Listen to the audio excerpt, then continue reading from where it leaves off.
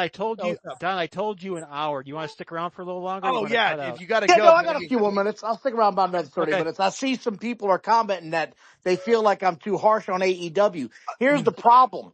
I'm not going to coddle how I feel about it. I just said when this whole show started that I thought basically WWE was being flat to the lead up, right? It's not embarrassing as a product. It just hasn't been exciting either. The issue I have with AEW is it's embarrassing a lot of times. They had a $400,000 match in a 4-man tag team this past weekend. Did anybody buy that horse shit? Did anybody think there was really $400,000 on the line? This isn't Nope. 1987 for a battle royal, man. Let's be real about what we're watching right now. Everybody got their flips in. I saw Ocean Spray do the same shit he's always done. The Karate Kid did his same crane kick. That's the goofiest gimmick I've seen probably in 5 years, other than those flamboyant dancing people on WWE. That's the other worst shit. Nobody wants to see that either. They're trash gimmicks. That kid, that was their big signing. That's their. That's the problem with AEW. They want to get to sign as many of those small, tiny, goofy guys as possible, but that's the booker. I mean, look at him. He's what, 5'7" and 112 pounds? Like, of course he wants to see the little guys always do well. I always say Tony Khan books small guys like Vince McMahon books big guys, and vice versa. So. Yes. Don, I've been on your channels.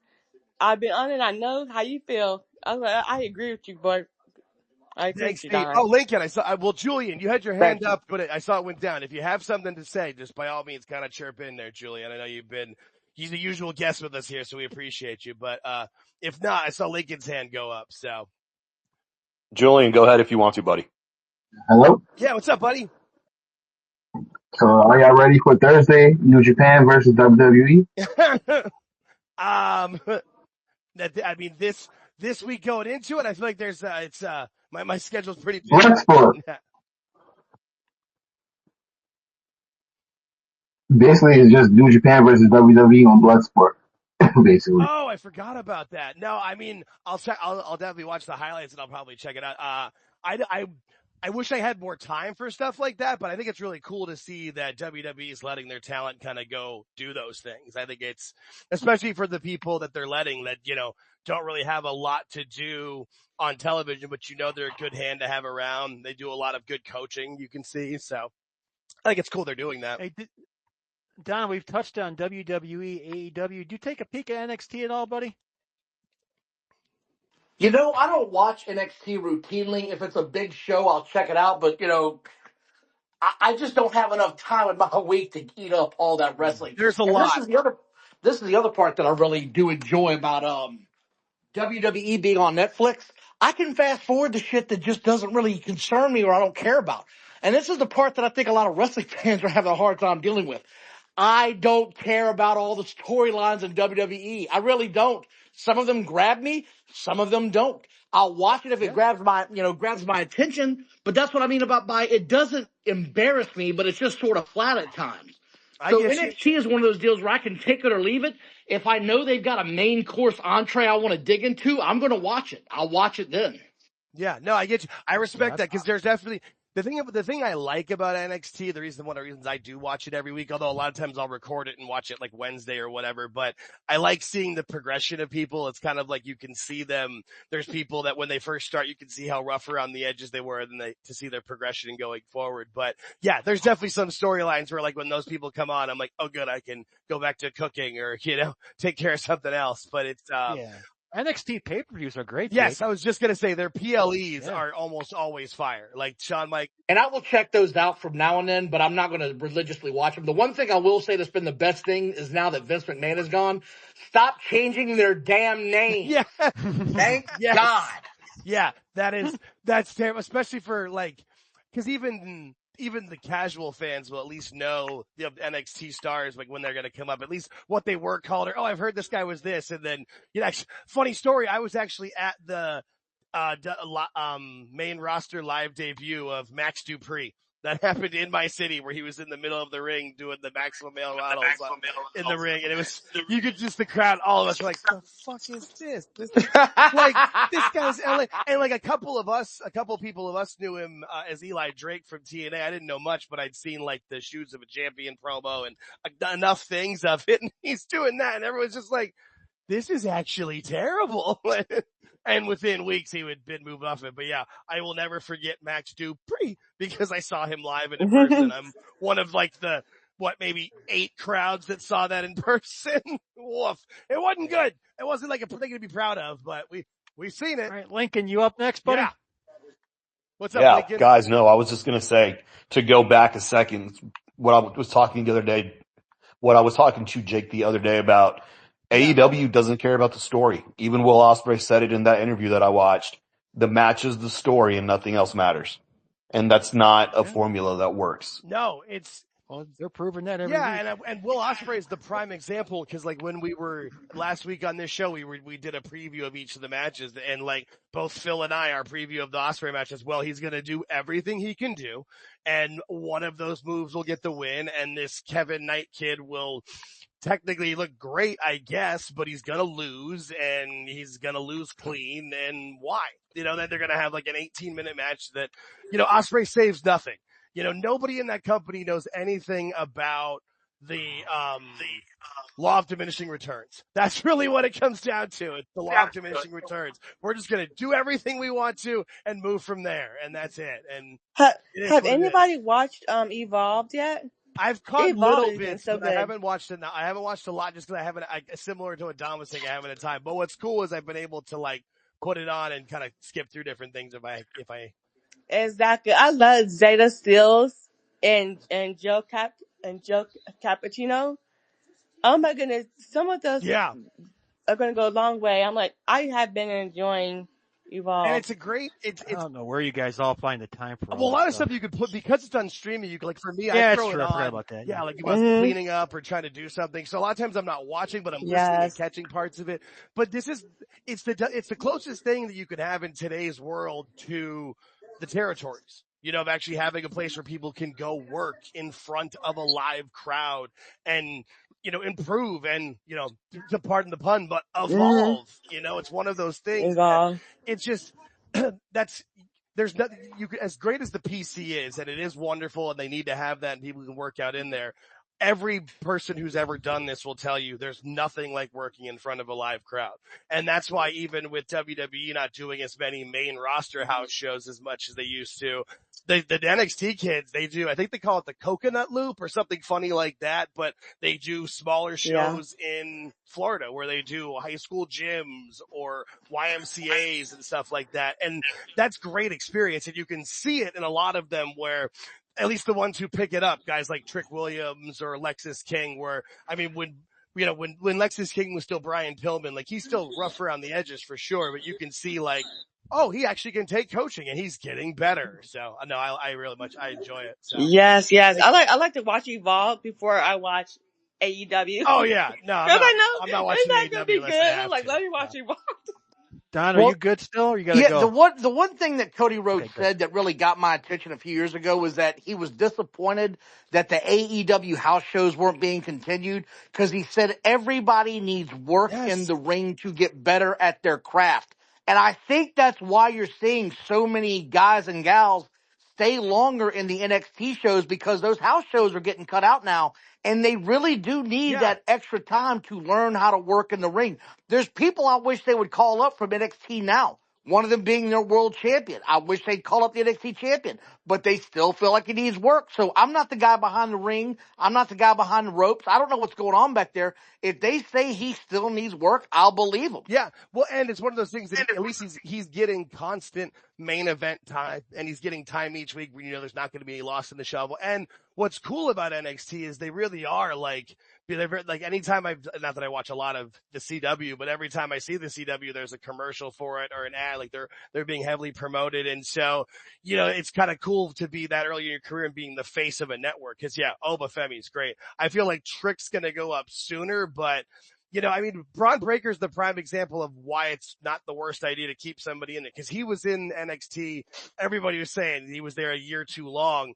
but he's come up and not missed a beat and been amazing from day one on the main roster. And it's probably because of the work that he got in NXT. So, I mean, there's, Right. it's one of those things. And I'm with you. Where I'm not the one in control, so I'm going to let until they start fucking up or stumbling. Hey, they're doing it right for my eyes, because those guys come up and it's like, yeah, he's ready to rock and roll.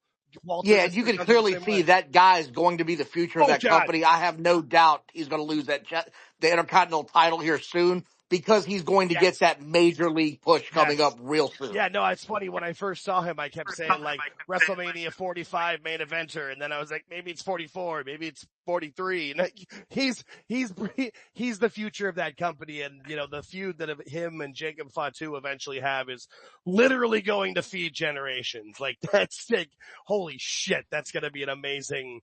When they finally, and they'll keep them separated for a while, have them have those moments and rumbles or different things. But whenever they pull that trigger, shut up and take my money is what I have to say about that. I agree 100%. I can't wait to see that. Right? Like, that's one of my favorite things about the product nowadays. You can kind of see, someone said it earlier about where they think of matches that can go with, Cena having different things. It's like, there's a lot on the table of like, oh yeah, that'd be a good feud. Oh, that'd be great. Oh yeah, I'd watch the hell out of that. People. Yeah, I mean, there's so many ways they can go that they've touched on. The wrestlers have quote unquote touched. They've crossed paths, and you can see, okay, we might still get this. Like, we still haven't seen Punk and Cena have that moment again. And God, I hope, if nothing else, we at least get that match one more time. Because for a brief moment in the mid-2010s, that entertained the hell out of me.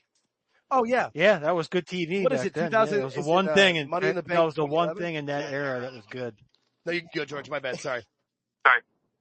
No, I said that was the one thing in that era that was actually good. So it's about the only thing in that era that was good. Everything else was just, holy shit, we're going to bring back Kevin Nash again, and he's going to call him a short order cook at Waffle House. Jesus. Yeah. They brought back Kevin Nash and the assassin that shoots his quad every time he tries to wrestle. I think I was saying that it's Money in the Bank. I feel like it's 2011, that Chicago match where he, keeps the title and runs off and everything. Like, that was one of the reasons to have the WWE Network for me back in the day. It's like, that match could always like this is why I love wrestling. Sometimes TV's, cause back, in 2016, 17, 18 shit was terrible. It's like, this is why I enjoy this. Not for what they're doing now, but you can have these moments of glory. And that's one of the reasons that I feel like a lot of people that bitch so much about the current product, and while there's things that aren't great with it, at least we're not going with what we used to, where you're just like, well, you know what? I'll say this much. At least we're not getting fucking zombies. Yeah. Or guest hosts on Raw. That was, I think, the worst period of time was the guest host on Raw. Don, you're about my age, right? I'm 59. You're close to me? I'm close to you, yes. Okay. Classic wise, I can tell by obviously listening to you talk, you're a Dusty Rhodes fan. Oh yeah, baby. Yeah. Favorite Dusty moment? Oh, it's honestly for me, it's the promo, Hard Times. It's the greatest thing you've ever seen. I loved it in the moment as a kid. I love it now as a man. It got everybody up in arms. It always pissed me off though that the Dusty finish just got old. And that's what I don't want to see happen again. Every now and then it's good to have a Dusty finish, but they just overused the hell out of it in the 1980s and the NWA and WCW and Crockett promotions to the point that fans started turning on it. That's why he left. Yeah. No, we were talking about that with the AEW I had to get an old school question there for you, Don. I knew you were in the ballpark. No, but we can still tie it right into the modern day, because when we were watching AEW Dynasty, George even brought it up. He's like, look at the crowd. The crowd is starting to look towards the entranceway, and they were looking to the other way because they knew the death ratings were going to come out from the crowd, and because they know someone's going to come out and do a run-in. Like, a run-in's coming. Let's go. Dun, da, da. Like, everybody knows it's. And when the crowd starts looking to the aisle, you've lost the crowd. Yes, that it was happening not only in multiple matches, but their main event specifically, and they tired them out because every single match went 5 to 10 minutes too long. So by the time the main event went, it was past midnight and they were beat up and tired. Who the hell's ready to do another show from that point? And the other point that I want to bring up is some of these bookers, and I'm talking specifically about Tony Khan, it would probably do him some good to go back and look at how some of these old angles were worked back in the day in any federation you want to talk about in any territory, and try to figure out a way to make that a modern angle and lead it out for a couple of months instead of just a hot payoff the next pay-per-view. It would do him a lot of good. I know he claims he's a old school guy. He loved all that shit, but it seems to me like he just burns through new talent like it's a hot tamale. He's just got to get it in and shit it out. He just knows the finishes, Don. He just knows he has no idea what happened previous to the finish. He just knows the last part of the story. That's the problem. Yeah, I mean, and you could see it. You could see it in every match and how he does it. You can see the finish, but you forget about the 6 months in front of it, and it means well, shit. that's because they don't want to put in the work. I mean, that's the company from day one. Instead of putting in the work and building themselves up and focusing on putting on a good product, they immediately were like taking shots at WWE from day one. And it's like that should never have been the focus. And no, it shouldn't. There's only one room for one con in professional wrestling. That quote will go down in history as his death speech. He literally went on camera in front of Tony Schiavone and everybody else and literally was like, "I'm the best one around here." It made no sense to do it then. Nope. 7 years later, it still makes no sense. What were you thinking, kid? Because he thought Nitro from day one was like the 83 week started. It's like, no, they had to build it up. Because we all remember, at least the ones of us who are old enough, that first year of Nitro was pretty brutal. It wasn't a good show. It didn't get good until Scott Hall showed up. Like they were promoting, Blood Runs Cold and Glacier for God's sake. Like it wasn't like it was. Hey, easy on Glacier. I'm just saying, like they weren't going to be the cool show that was going to win for 83 weeks. But from day one, Tony just doesn't want to put, and that's back to him being a spoiled rich kid. He just, I don't have to put in the work. I was born on third base. I'm just going to walk in. Like that's how his brain works. And unfortunately, that's how he runs his company. And that's how the stories go. Like, this is going to be the start. This is going to be the finish. What happens in between? Oh, who cares? They're going to love it. No, they're not. No one's going to give a shit. Agreed. Yeah. It's just what it is. It's bad, but it's the truth. Don, you want to hang with us for about 10 more minutes, or you got to go? I was going to say, we've been rocking and rolling here. I got about 10 more minutes. Perfect. I think that's probably about what we're going to do anyway. Too. We try to keep these at around 90 minutes, give or take. That'll work. Yeah, awesome. So, what do you have anything else, George, or what else you got for us? Well, since we've mentioned AEW a few times, yeah, I'd like to get Don's opinion. Can this be fixed, Don? And if so, how? No, it can be fixed. You've got some guys in this company that can wrestle, but here's my thing. They need to understand not everything has to be a 25-minute marathon on Wednesday nights. Get in a couple of moves, wow the fans with a move, and move on to the next product. You've got to build storylines. And like you said earlier, Ocean Spray's comments of, we tell our stories in the ring. That shit don't work, pal. I got news for you. What sells the tickets is the sizzle. Yep. The steak is really nice. Everybody remembers WrestleMania 3 and the Macho Man and Steamboat having the match of the night, but Hulk Hogan and Andre the Giant sold the tickets. Yep. You can say whatever you want about that show.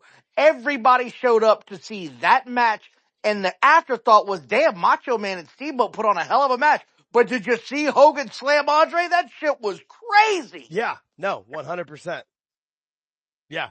So who are the guys that you want to roll with in AEW? Since we're going to finish it on this note, it looks like. What do you think the best choices are? Like I said earlier, the Hurt Syndicate. I'm building the entire company around that faction, and I'm adding MJF.